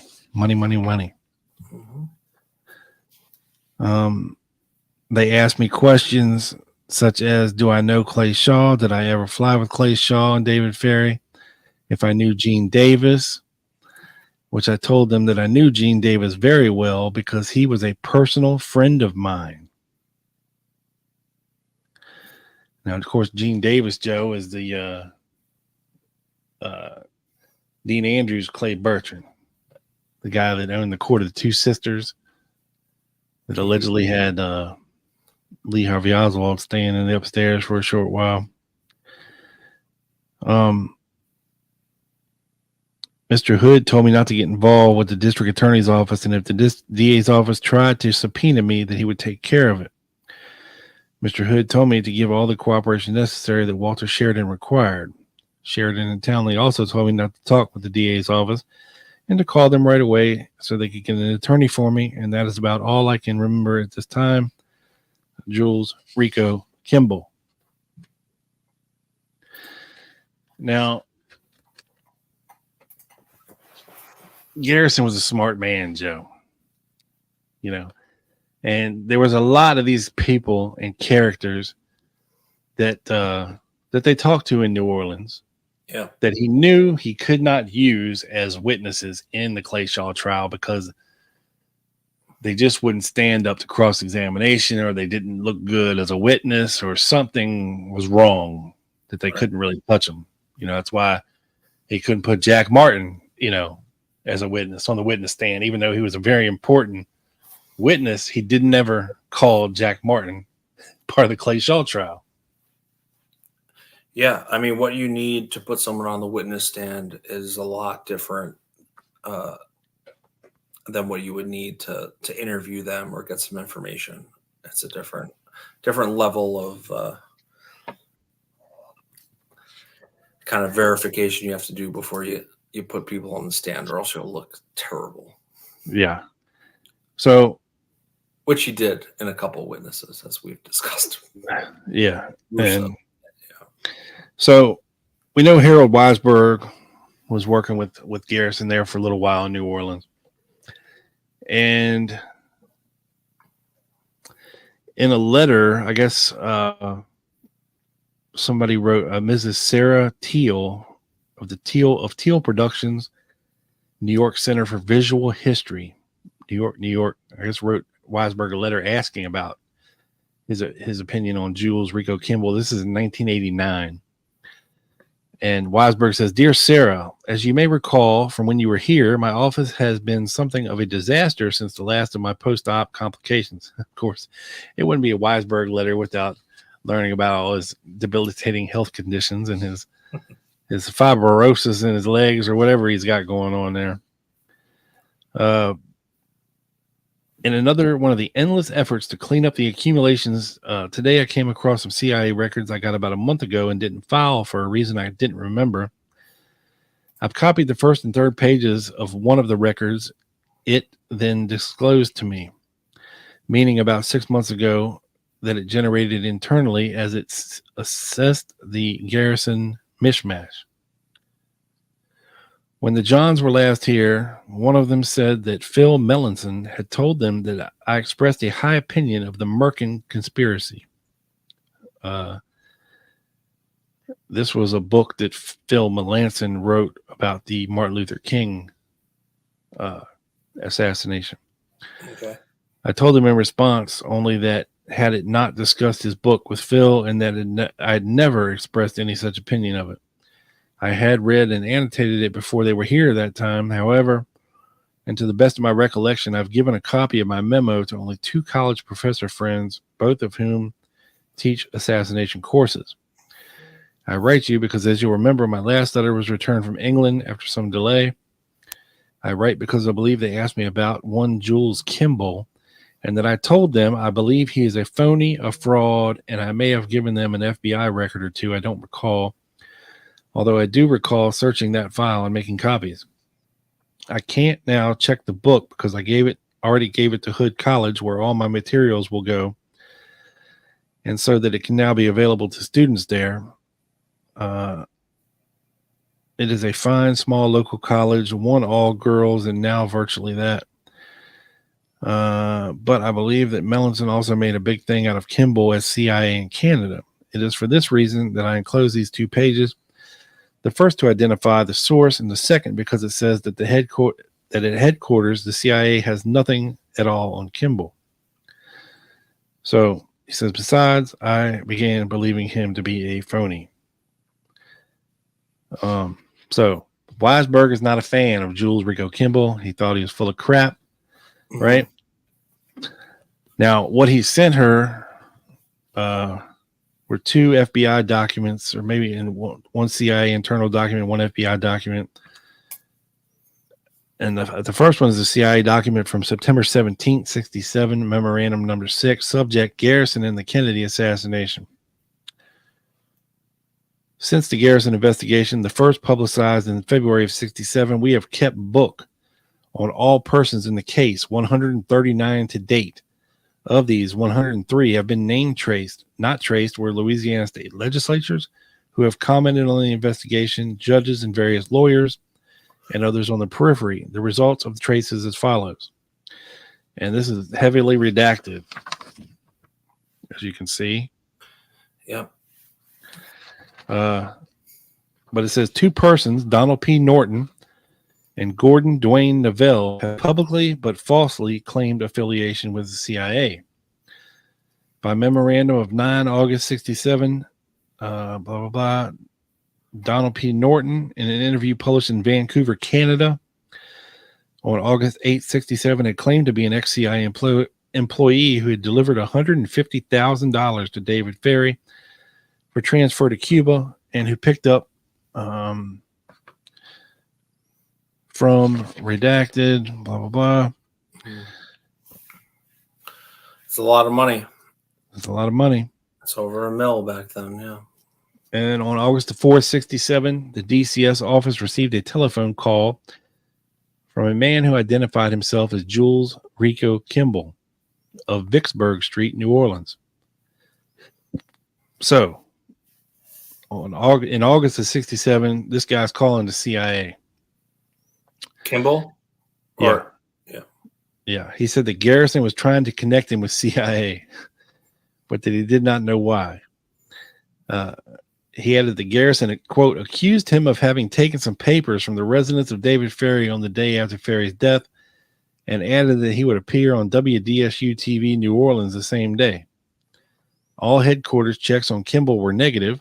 In response to inquiry, the DCS office in New Orleans reported that on August 21st, 67, Jules Ricco Kimble is not in the telephone directory.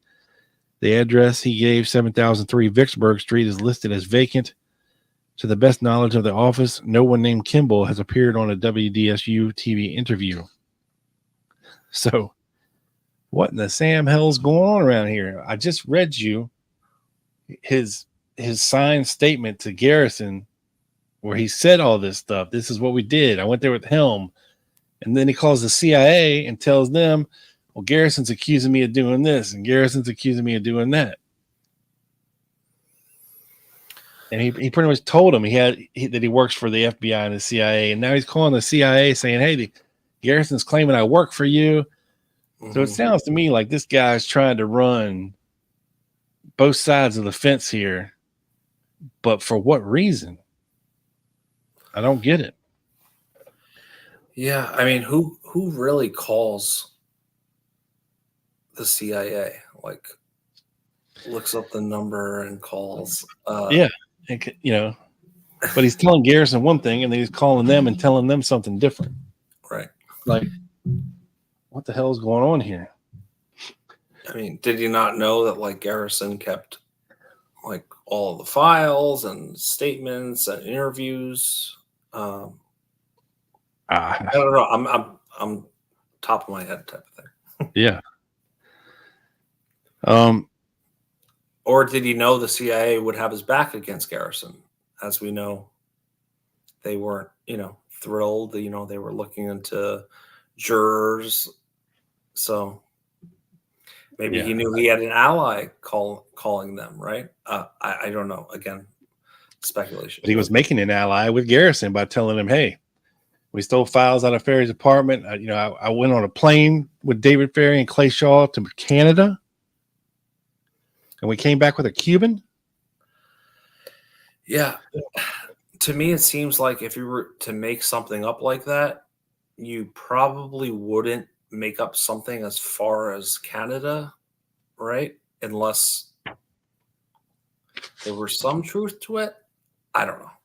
Like, why wouldn't you say Kentucky or like one of their stops, or I don't know. So next we have a CIA memorandum. Subject: Garrison and the Kennedy assassination. Jules Ricco Kimble. Number one, subject is the subject of an FBI report in New Orleans office dated December 16th, 1965, which was 2 years before all this. He is also the subject of an FBI headquarters report, Bureau File 1574403 from January 66. Then there's a lot of redacted. There is no record of subject in the central CIA file or in subsidiary records consulted. So again, they're looking internally to see if this guy is working for the CIA or if one of their agents is running this guy as an asset or something like that, but they can't find it. Under an alias or right. Yeah. We saw the same thing with Jack Martin, right? Was Jack Martin this guy? Was he that guy? And internally from the CIA. So according to Kimble, he flew with Ferrie to Montreal in 1962 on Minuteman business. Shortly thereafter, he telephoned his wife from Atlanta and said that he had met his CIA contact. Kimble told investigators from Garrison's office that he once worked on special assignments for the CIA. He alleged that he had recontacted CIA after Walter Sheridan of NBC had advised him to say nothing to DA Garrison and go to Canada. It would be appreciated if the FBI provided any additional information that it may have about the allegations in the preceding paragraph or about the subject. As was noted above, we have no record of any association between this agency, the CIA, and Kimble. So this was actually a letter to the FBI. Now, what's interesting here is that they knew that Kimble told Garrison that he worked special assignments for the CIA. How the hell did the CIA know that?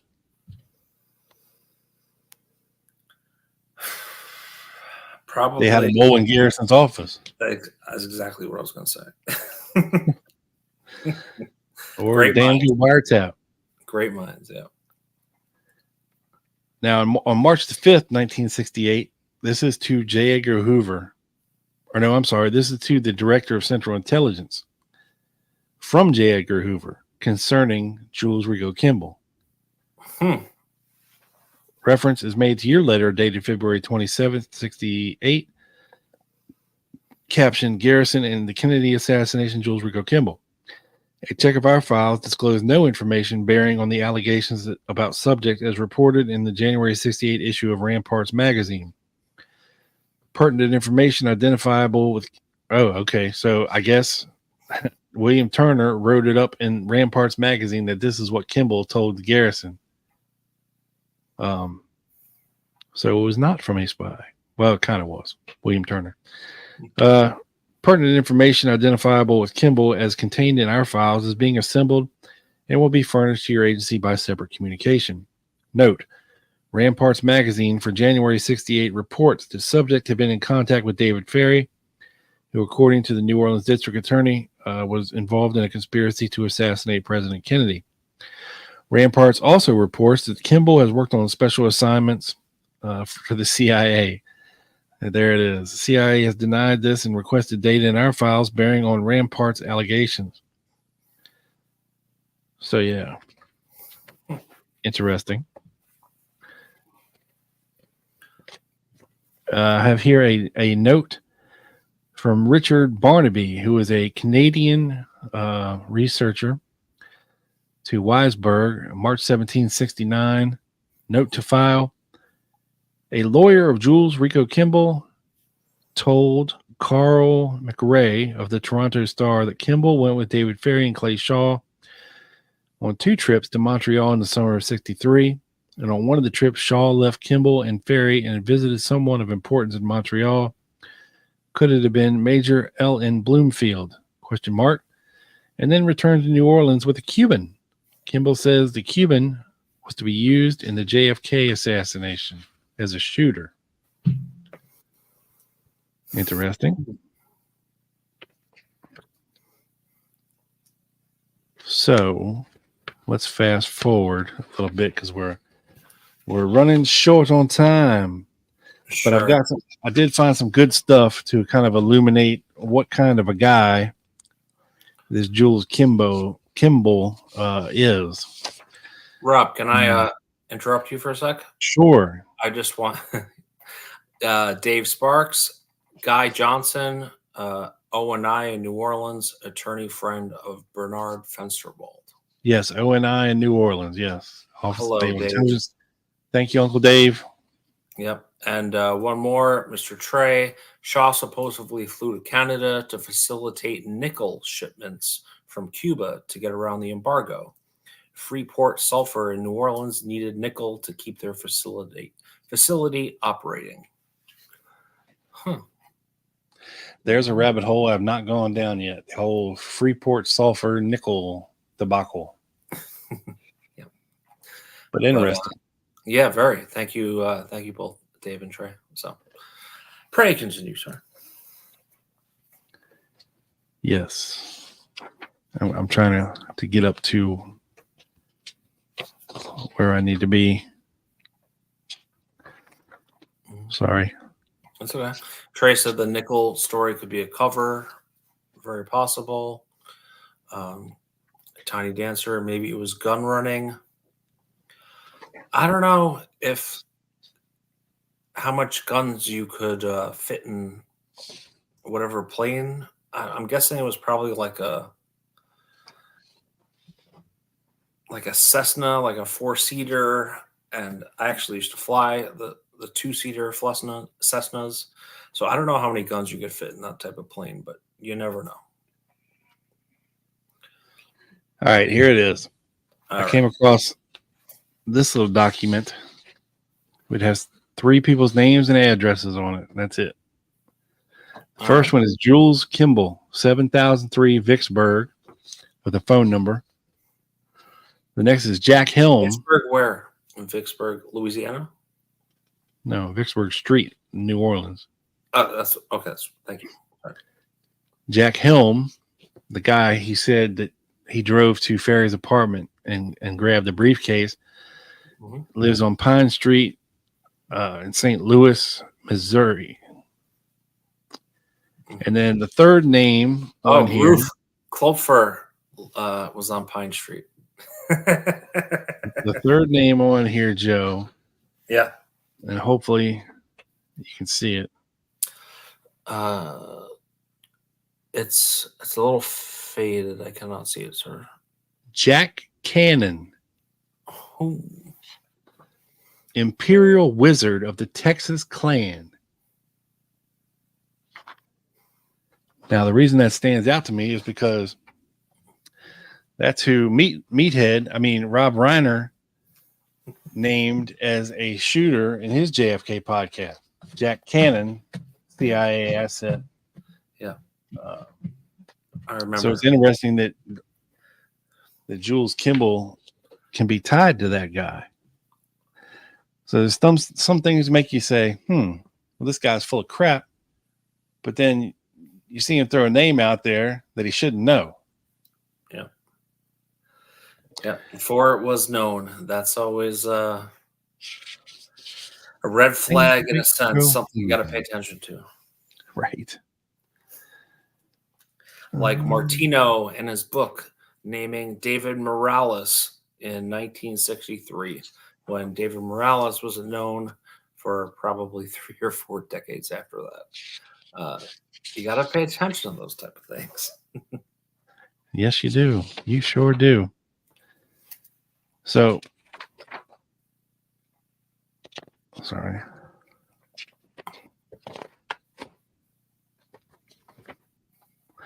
Pardon me for not being more organized. All good. That's just some more bullshit. Okay, here we go.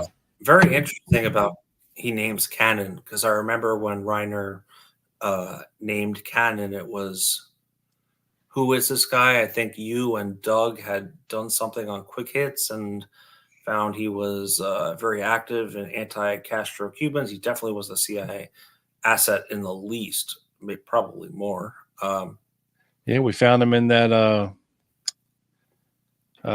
Felipe Vidal Santiago document. Yes, yes. Yeah. There you go. So very intriguing here, for sure, because this is late 60s. He's saying this, right? Yeah. Yeah.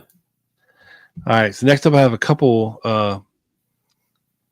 articles from the Times-Picayune. Oh. The New Orleans Times-Picayune. That's August 31st, 1968.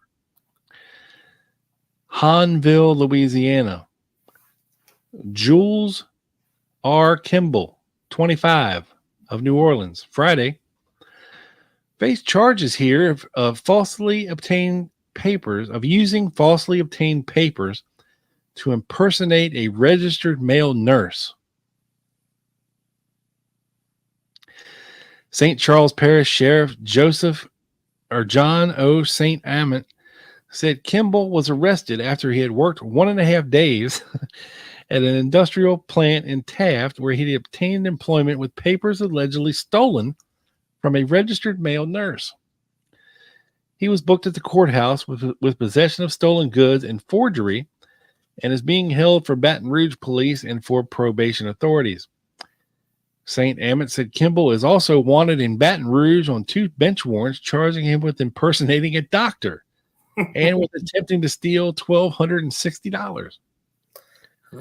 He is being held for probation authorities, the sheriff said, because he's currently serving a 2-year probation period imposed by Criminal District Court Judge Malcolm O'Hara in New Orleans.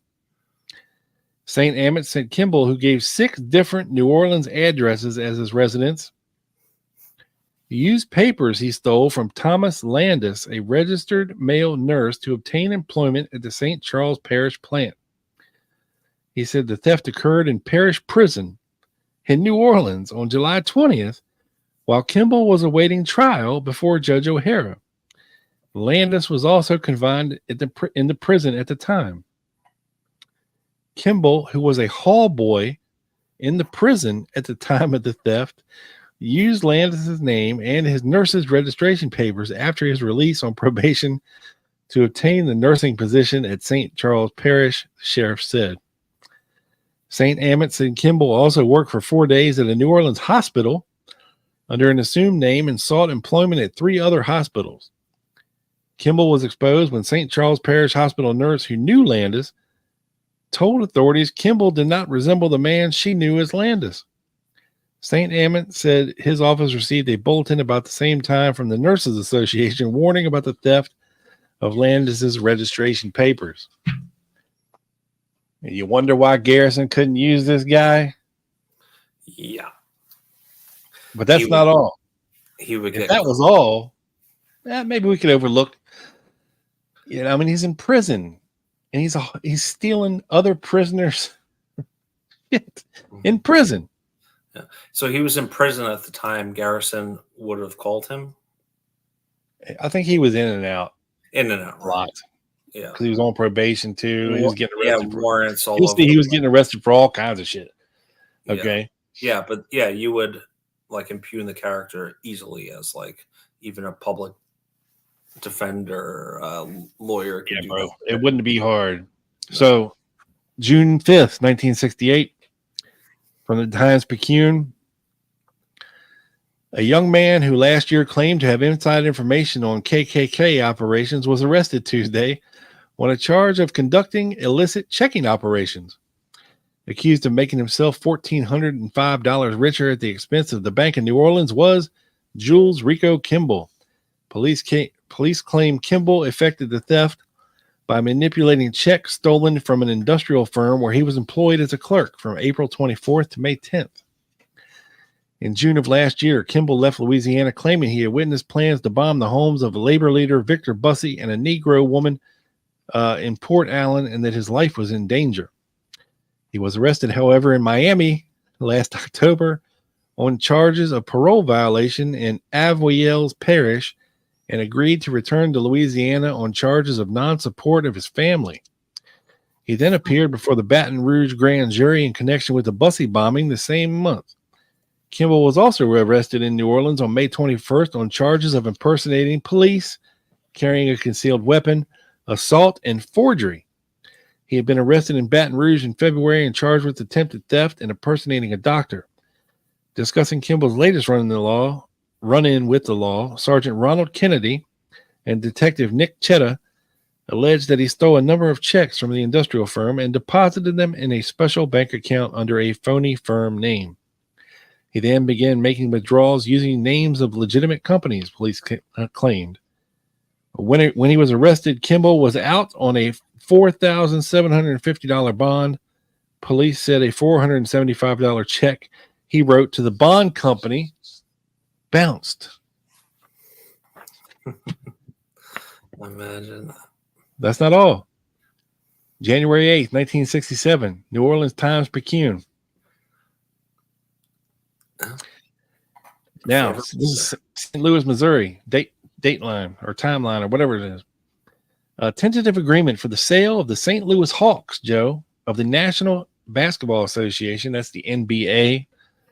For those who are not abbreviatorily gifted, I believe is the term, was announced here Saturday. Now you might be thinking, Joe, what the hell does a sale of a NBA basketball team have to do with Jules Ricco Kimble? That's exactly what I was thinking. Well, hot damn, I'll tell you. You'll love this. Michael J. Aubuchon, general counsel for the New Orleans group, said the team will be sold for $3,800,000, subject to the acceptance of the offer by the team owner, Ben Kerner. A deadline of 5 p.m. Wednesday, January 18th, has been set for the acceptance of the offer by Mr. Kerner. Aubuchon indicated the interim period was requested by Kerner to allow local or other interests to match the New Orleans group's offer with the object of keeping the club in St. Louis. If no local or other group comes up with a matching offer with the expressed idea of keeping the Hawks in St. Louis by the deadline, the New Orleans offer will be accepted, Aubuchon said.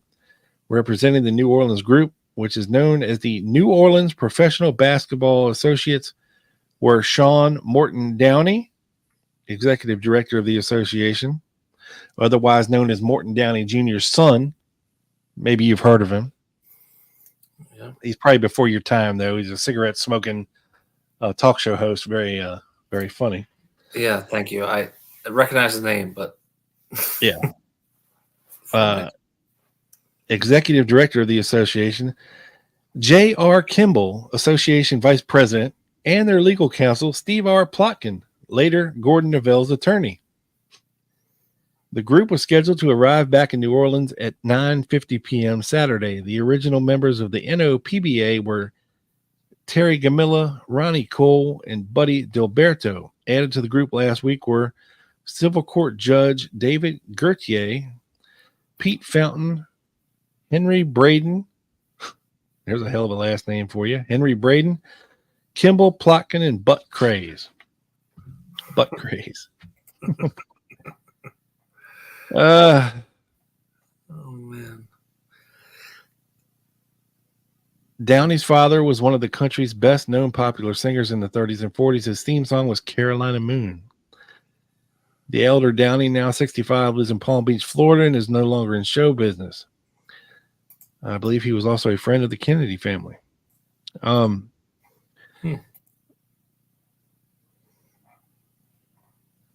St. Louis Post-Dispatch, January of 67. One New Orleans backer of Hawks deal pulls out. Kimble withdrawal won't affect deal, Downey says. Jules Ricco Kimble, vice president of the New Orleans syndicate that agreed Saturday to buy the Hawks, said today he was pulling out of the group, Joe, and that his action would collapse the $3,800,000 conditional purchase. However, Sean M. Downey, president of the New Orleans group, said Kimble's withdrawal will have no effect on the conditional sale because Kimble was the smallest investor of the 13-man association. Yeah, he didn't seem like someone that would have much money.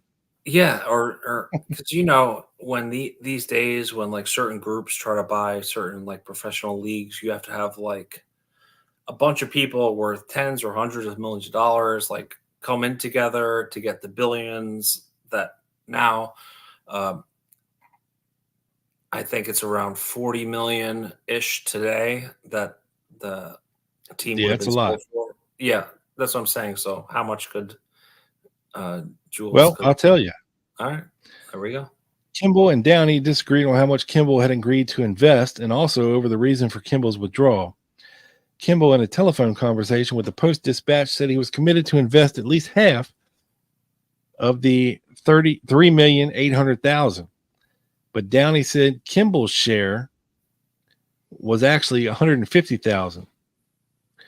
Kimble gave two reasons for his withdrawal in two separate telephone calls. First, he said he was pulling out because the team was going to stay in St. Louis and that there were never any plans to move it, and that he did not want to be made a fool by serving as an instrument in such developments.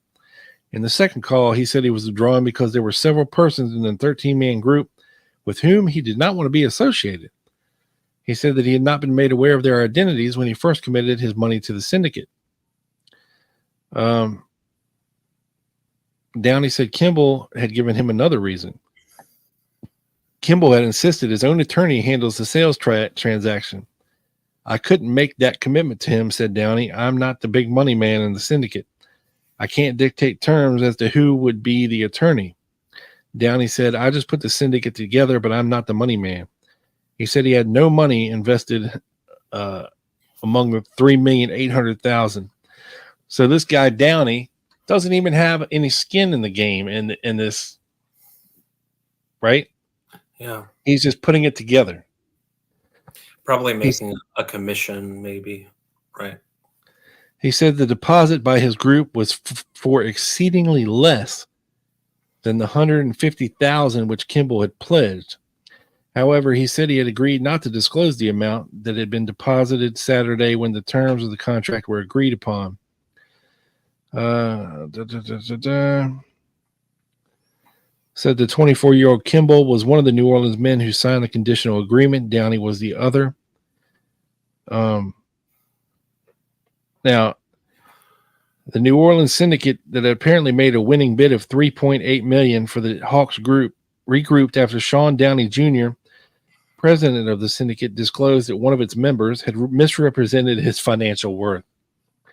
Downey told the Post-Dispatch today that Jules Ricco Kimble, who had been described as having inherited $1.5 million, misrepresented his worth by about $1,499,999.99. Did he actually give that number? Yeah. No Okay. shit. Okay. Yeah. Okay. He said that the group did not plan legal action against the 26-year-old Kimble, and said Kimble had, quote, accumulated some money through investments, but that he found no indication that Kimble was an heir to a fortune. The Hawks deal ended up falling through, but Downey went on to become part of a group which received an ABA franchise later, the Memphis Buccaneers. Yeah. So that's the kind of guy Jules Ricco Kimble was. I mean, you can't make this stuff up, folks. Yeah, you said 26, and he was trying to get in on buying a. Yeah, I mean, he's just an in and out of jail, a felon, a con man, a Thomas Beckham type dude. Right. Just navigating his way through life by the seat of his pants, and whatever happens, happens, Joe. You Just know, winging it. I can Just respect that. I can respect that. Yeah, you got to love it. That is crazy. I have a couple comments here, Rob. I starred JFK primary sources. These other podcasts don't necessarily check their facts. True. True that, Will. We do our best. Paula Jane, Trey, NOLA doesn't have a daily paper anymore. I think they do. I don't know if it's the Picayune still, but I'm not sure. And I think it is. Yeah, Mr. Uncle Dave, cases made in hell don't have angels for witnesses. And a lot of people love this comment. Comment of the night. He's referring to Jules being a witness, I believe. Yeah. Yeah, but Jules was a special kind of a con man and thief. Probably wouldn't have made for a good witness for old Jolly Green Giant. Yeah.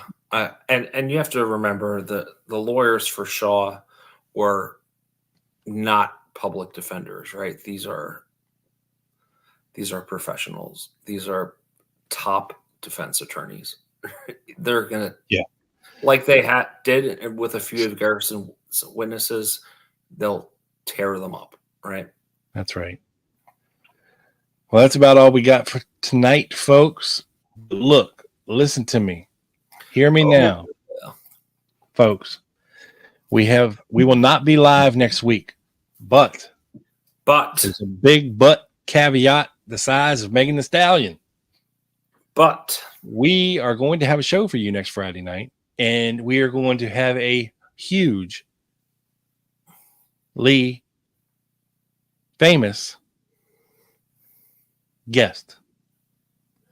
And no hints. We're not going to tell you who it is. You're going to have to tune in to find out, but you are not going to want to miss it. I promise you that. We talk about this guy all the time on this show. Yeah. And we track down somebody who a lot of people are going to be very pleased to hear from on this show. For sure. It is. I'm so excited. I'm not going to give anything away, but when you see the title of the show next week, next Friday, although we won't be live, you're going to want to tune in. You're going to love it. Yeah, this is an epic interview coming up. So if you're not subscribed right now when you're watching, please hit the subscribe button, hit the like button. We are going to be crushing next week. And I can't wait. And you guys are going to love it. So, yep. And without further ado, Dino, dance us out of this bitch. In parish prison. He dare not talk for the record, but he said, "Come to Bourbon Street and I'll show you what I think of the case."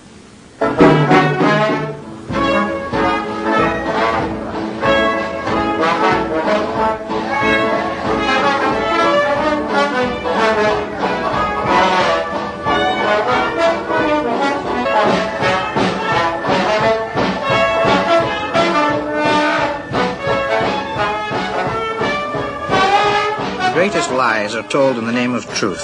The greatest crimes are committed in the name of justice. The quotation is Jim Garrison's.